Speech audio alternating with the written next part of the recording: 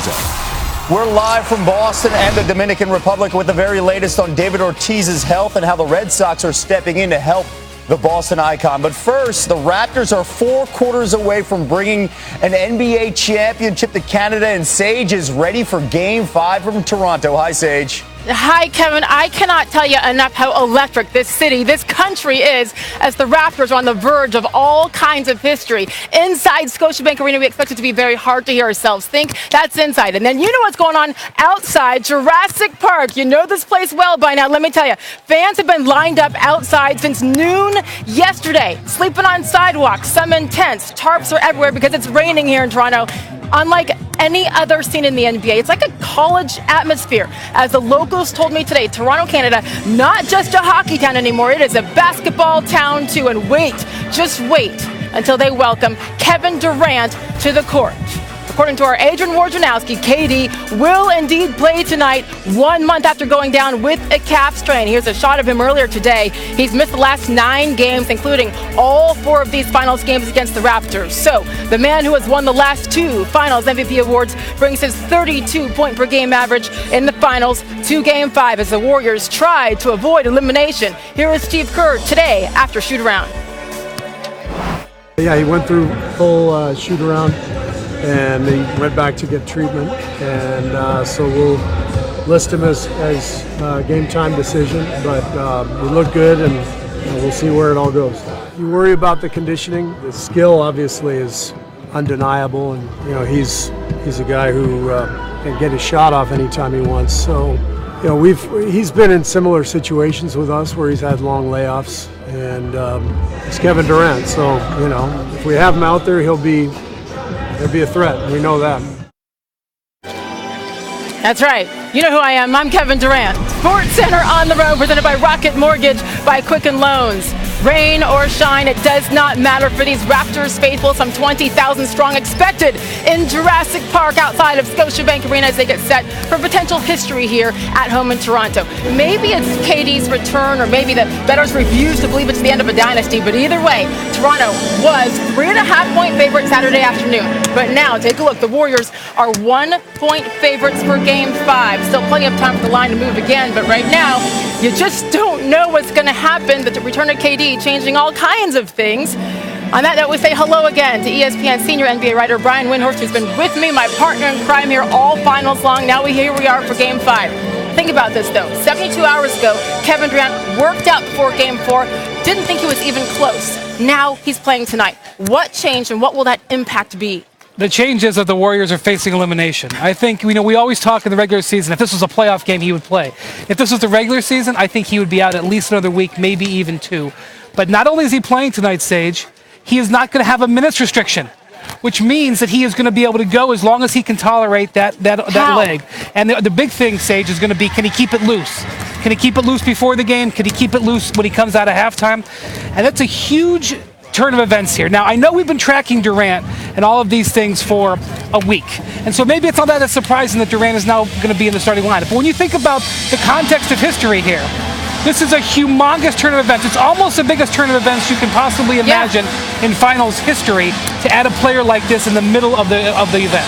It is as dramatic as it gets, for sure. And here's the thing, going back to Game 4, Golden State's offense was uncharacteristically bad, held under 100 points for the first time this postseason. So KD's back. Defensively with Toronto, they've been really good. How do you expect them to counter? Yeah, so I'm going to expect Kawhi Leonard to be assigned to Kevin Durant to make it as hard on him as possible. But to me, the defense is just as important for the Warriors. By bringing Durant back, Sage, even if he's not that good, by bringing him back, they can restore the Hamptons 5 lineup. Draymond Green to center. This is when they're at their best. They've struggled on defense throughout this series.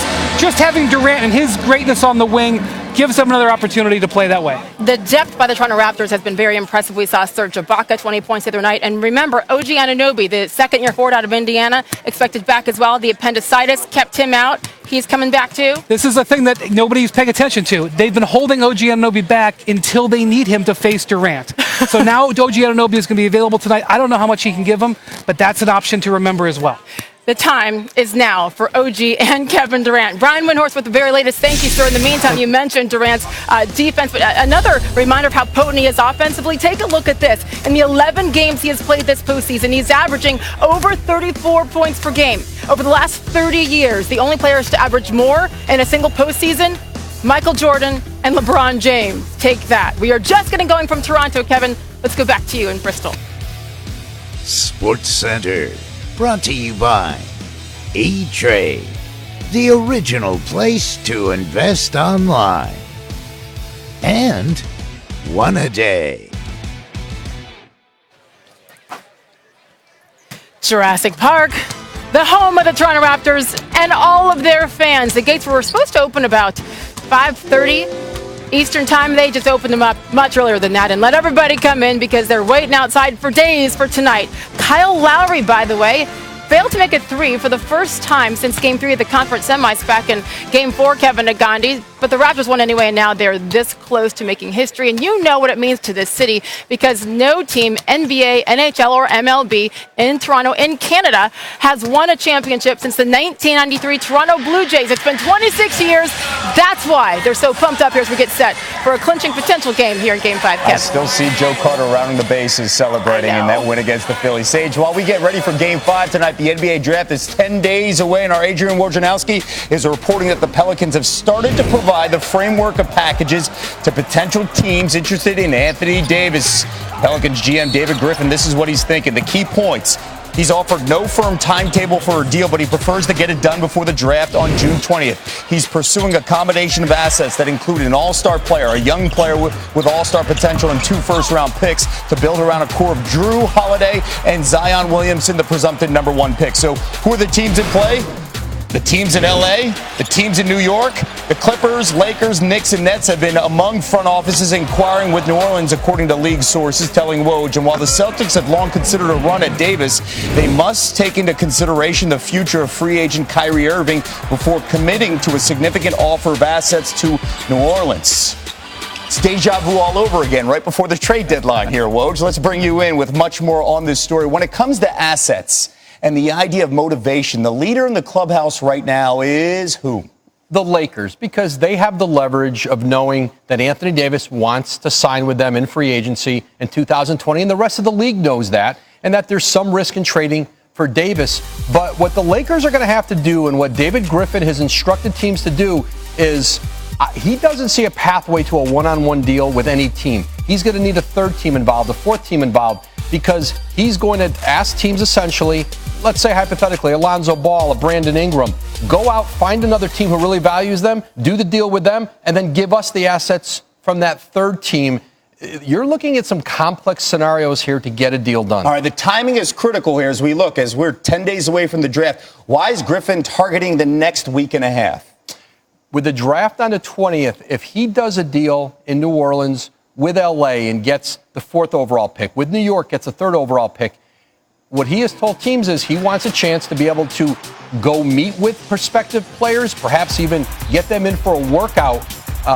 You can't do that when you have the #1 pick right now. They know they're taking Zion. You've got to have that pick via trade before you can get those guys to come in and meet with you. So hypothetically, I think New Orleans would love to have a deal in place by this coming weekend and have a little bit of time, 3 or 4 days before next Thursday's draft. All right, let's talk about tonight here. And you tweeting out earlier today that Kevin Durant plans to play. We talk about a guy that looked like maybe he was going to play Game 4. What was the deciding factor for Game 5 tonight and why he's playing? Kevin, they're out of runway. I mean, this is it for Golden State. Doctors cleared him to practice. He felt good enough in practice, mobile enough. He's going to give it a shot tonight and try to save this Warriors season, maybe save this dynasty. Yeah, we'll see now. They've won, of course, 2 in a row. We'll see if Durant is ready to go, and we have video coming in of getting ready in Toronto. Kevin Durant, we'll see how this plays out, Woj. Thank you so much. Thanks, Kev. We welcome you back to Toronto, Scotiabank Arena, alongside my friend, my partner, the queen of the NBA ESPN analyst, Doris Burke. And Doris, let's get right to what the return of Kevin Durant does to this Warriors offense, because in Game 4, held to 92 points, their lowest this postseason. So what's the biggest impact his return will have? Well, I think first and foremost, if you're the Raptors, you send your best defensive player, who have been guarding the likes of Clay and Steph, into your half-court offense. You're going to send them now in the direction, Sage, of Clay Thompson and Kevin Durant, right? So Kawhi Leonard moves up, and you can see how inefficient they have become in the half court, something they had led the league in the first and second rounds of this playoff. So the defensive assignments change. Kawhi Leonard moves to Kevin Durant to say, all right, he's got the length, the kind of strength necessary to guard him. And then there's so many parts of his game, right? What's the biggest part of his game that can help them get back in this thing? Well, shot making. We're talking about the elite of the elite in terms of the history of the game and scoring. Number one, very efficient from three-point territory. He can create his own shot at any point he wants. He can walk a defender down, get to his spot, rise and fire. And because of his elevation, Sage, you can't get a good challenge on it. Immediately, his shot making changes the dynamics for the Toronto Raptors on the defensive end of the floor. Okay, first 5 minutes, you're watching as an analyst, right? What do you need to see from him so you know he's going to be okay? Well, if I'm the Raptors, the first thing I'm doing is I'm attacking him on the defensive end of the floor. I want to see him move north and south, east and west, and let's test that calf. And you know what they did in the last game, Game 4? They sprinted, right? Because they only had 1 day of rest, and I think they sensed fatigue from their opponent, so the Raptors picked up the pace. Look at the kind of shot making this guy gives you, though. You've got to extend your defense out now a little bit, Sage, and it changes the geometry. It gives you a little bit more help on the split actions of both Steph and Clay. There are so many things because of his shot making that you've now got to account for it. That is one bad man as a scorer. And if he's healthy, look out. And we will be able to tell, I think, right away with that sprinting if they go at him like they did in Game 4. How about a year ago, Doris? Kawhi Leonard was nowhere to be found, and now he is legitimately back in the conversation for best player in the world. Kevin Durant, LeBron might have something to say about it, but it's the truth. What's your take on what Kawhi Leonard is doing right now? He's like the last man standing, right? His game is not necessarily sexy, but this is one of the most productive, efficient players we have seen in the history of the game. This guy, watch his physical strength, because we're talking about the elite of the elite defensive players. The man never falls down. Draymond Green is not a small man, and he's not an inconsequential defender.